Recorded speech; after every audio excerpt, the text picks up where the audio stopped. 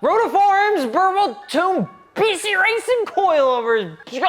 You're done. That's it. That's the whole video for a GTI, okay? That's not how you actually do it. If you want to ruin a car's perception with performance peeps, you know what you do? You make it heavier. You don't believe me? Go ask the 10 people what they think about the Skyline, the R33 generation, and anytime they complain about it, it almost always has to do with weight, even though it's objectively a better car. You want to make someone more conscious about anything else in the entire world, mention their weight. Don't do that. That's super mean. Be nice. But when it comes to cars, weight is the #1 thing that people complain about. Drop a charger edit.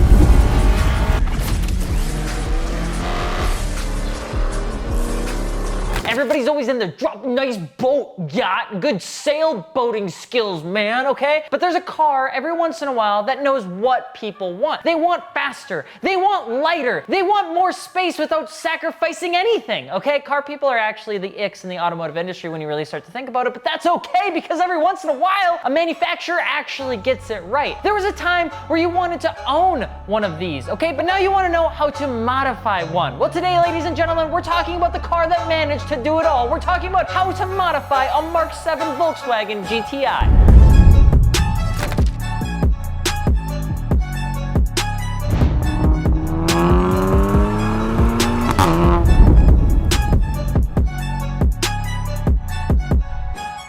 Subscribe.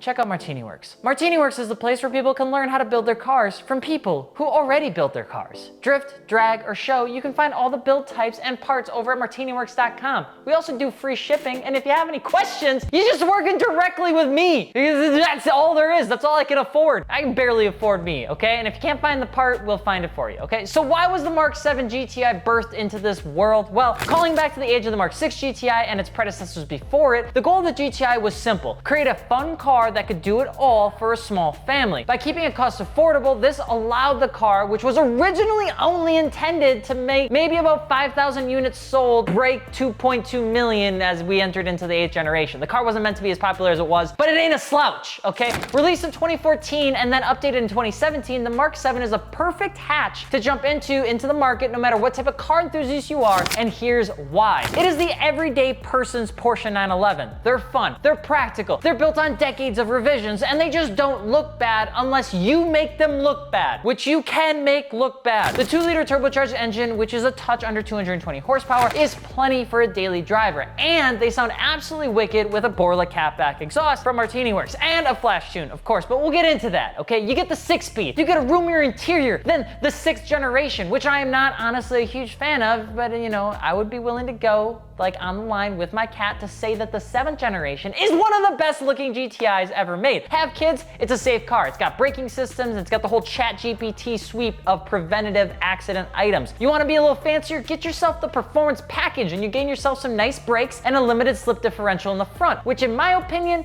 you should save for. The only thing you can maybe give a little bit of crap on these cars is the fact that it has a drivetrain layout that some people don't like, and that would be front wheel drive. Maybe it's a little less aggressive in the overall performance part, like development, right? There's other cars out there that look way more aggressive, that maybe have a little bit more horsepower, that maybe are a little bit just sleeker than the GTI. But here's the thing, the GTI, it does everything really, really well. Whereas a lot of the competition out there, you wanna know what they do? They do one thing really kick-ass and they suck balls at everything else, okay? The Volkswagen GTI, in all honesty, is like the chicken Alfredo of the car scene. You can get it pretty much anywhere and you're almost guaranteed to never have a bad plate. You're not gonna go everywhere and get yourself a lobster tail, right? You're not gonna go everywhere and get yourself some good tacos because guess what? Not every restaurant can make good tacos. This is exactly the same thing in the car scene. The GTI is just perfect for almost any safety pick you could possibly imagine. Now, is the car gonna cost you anywhere from $15,000 to $20,000 to pick one up? Yes, it will, absolutely, okay? Will you love it if it is your only car? Hell yeah. But we're not here to talk about you wanting one, killer, okay? You've already got one. You're here to figure out how to modify this bad boy, okay? Well, buckle up because we're about to start with,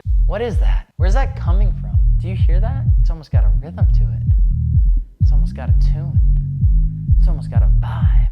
In the heart of the road, where the engine's drone, we're heading down to the tune zone. Spark plugs igniting, The tires are lighting, the tune zone's where we're igniting. The tune zone, baby. The tune zone, baby. You will 100% need to get a tune for this car if you want any power, okay? I'm not gonna tell you to schedule your tune before the parts because you already know that. Instead, we're going to assume, without making an ass out of you and me, that you will not install parts before the tune zone. Because the GTI EA888 engine needs it, okay? You've got a few key things you need to keep in mind here. The engine produces somehow more power with less fuel while retaining a lighter block than the previous generations. But like all good things in this world that are more powerful, lighter, and somehow actually better than its previous generations, that's only possible to keep it that way if you prep the engine appropriately. So oil changes are a must, and if you get a car and they said, yeah, it was done last season, just do it anyway, do it again, okay? Make sure you've got some upgraded ignition coils and plugs,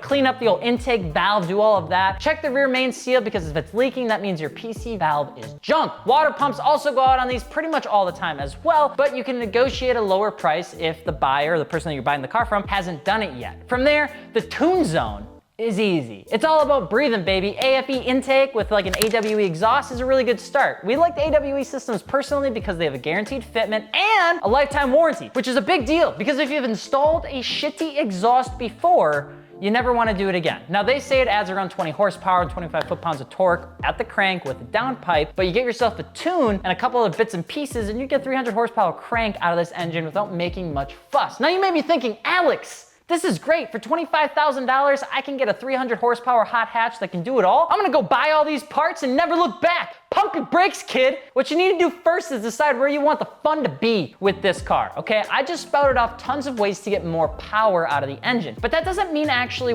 that's where you need to start. If you plan on keeping it simple and reliable, maybe just sport on over to give yourself some decent wheels and tires with a nice coilover system. You don't have to go with a bunch of power, okay? You'd be shocked at even just adding coilovers will do to this car, and it just makes the car look perfect. Now, ST and KW are the most common suspension types, but BC Racing is usually well stocked on the inventory for this platform as well. With us talking KW, it's not uncommon to also see people go with like OE wheels from a different platform to get swapped onto this car, which I do like a lot because I'm kind of like a hidden European boy, okay? But you're looking for new tires, I'd recommend Continental DWS 06s. They're the best bet because the car is probably gonna do everything everywhere because most people that buy these, it's their only car. Now, if you want driving connectivity, then focus on sway bars, end links, upgrade your brakes, and go with coilovers and tires. You do not need to upgrade your engine at all on this platform. It is just really fun to do just that. Let people talk shit, you're gonna have fun, okay? Volkswagen is known for like underpinning their car's performance due to emissions, the fact that they keep getting themselves into legal issues due to lawsuits, and the general consensus that when their engines are slightly overbuilt, it makes them reliable. And for the general consumer, that's why they love Volkswagen GTIs. That's why they call it the people's car, okay? But with car enthusiasts, we take that reliability, we throw it out the motherfucking window for the sake of having an extra 80 horsepower, which is also sick, okay? You can do anything you want, but this isn't a car that needs much of anything. So if you are going to modify it, just be sure to do it right, with good parts and plenty of time to learn. When you rush these builds, they don't really do well, and they can get ugly pretty quick. And that doesn't even start to go into the plastic pieces that you will end up breaking if you're having to rush a build. So how do you modify a Mk7 Volkswagen GTI? Easy, baby. Okay, you go through all the maintenance stuff that I just talked about, like the plugs and pumps and all that sort of stuff, and you get that around $17,500, okay? You get yourself some affordable insurance, and you pat yourself on the back because insurance companies love cars like this. You jump on over to Martini Works and decide how you're going to build your car using the build threads, and while we love Rotiform, maybe you can expand your horizons and explore the fact that other wheel manufacturers exist for this platform. Maybe snag yourself a set of something different instead. Avoid taking out loan to make your car unique because that's dumb, and instead budget out the tires you'll need to replace because all stock tires on these platforms are way too fat. They look silly. You gotta go skinnier, okay? From there, it's an easy game.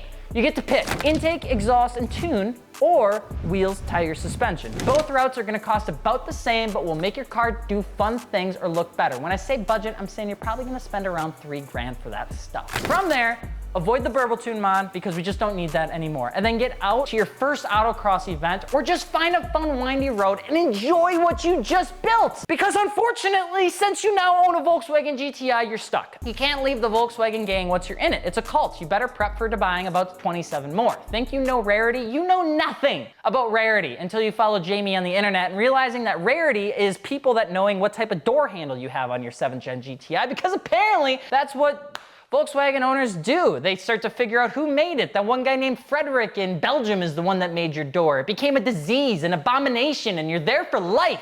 Or until you buy a Porsche 911. But most importantly, if you're looking to modify your Mk7 GTI and you want to see how others have built theirs, be sure to check out MartiniWorks.com, where we're bringing back build threads and making it easy to build your car by learning how others built their car. I'm Alex, Alex.Martini with 2 underscores on Instagram. We hope you enjoyed this video. Let us know what you want to see us talk about next, and we will see you later. Adios.